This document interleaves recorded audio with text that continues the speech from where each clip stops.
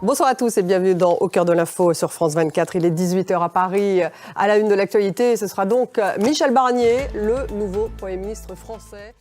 Et le débat sera consacré bien sûr à Michel Barnier, ce nouveau Premier ministre français. Qui est-il? Avec qui peut-il gouverner? Merci Johan Baudin, donc en direct de Matignon. Roselyne, avant de revenir sur le portrait de Michel Barnier, là on a déjà eu beaucoup d'infos. Un mot tout de même sur cette nomination. C'était une surprise? Oui, puisque c'est arrivé, il y a eu plein de faux premiers ministres pendant 3 jours. C'est un commissaire européen, négociateur en chef sur le Brexit.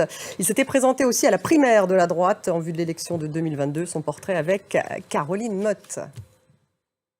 On attend toujours la passation de pouvoir entre Gabriel Attal et Michel Barnier à Matignon. Et en attendant, eh bien, je vous propose justement le magazine de propagande de Vladimir Poutine sur fond de guerre en Ukraine. Tout de suite, Vue de Russie.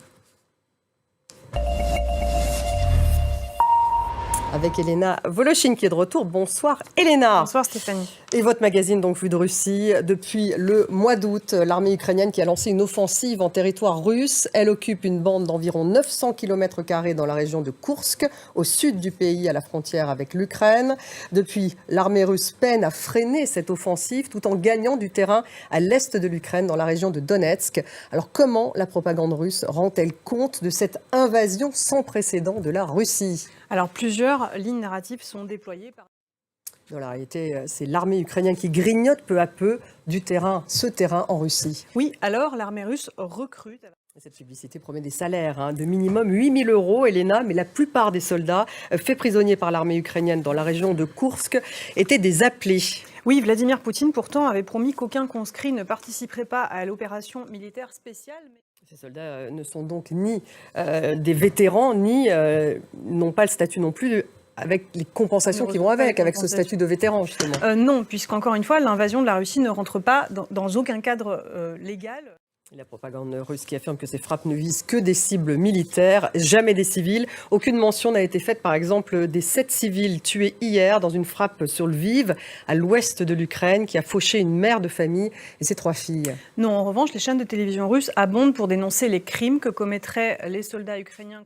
Poutine qui est lui-même un programme chargé en cette rentrée. Elena, il s'est rendu dans le Caucase et en Mongolie, mais il ne s'est pas rendu dans les régions frontalières où la guerre, justement, est très présente. Oui, en ce moment même, il est au Forum économique de Vladivostok, dans l'extrême-orient russe.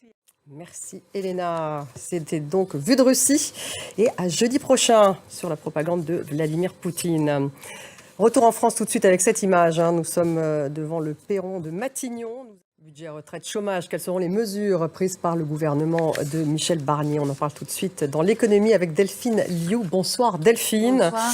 Il va devoir franchir de nombreuses haies avec d'abord le budget 2025 dans un délai très court. Oui, puisque le 1er mardi d'octobre, le budget doit débarquer à l'Assemblée nationale.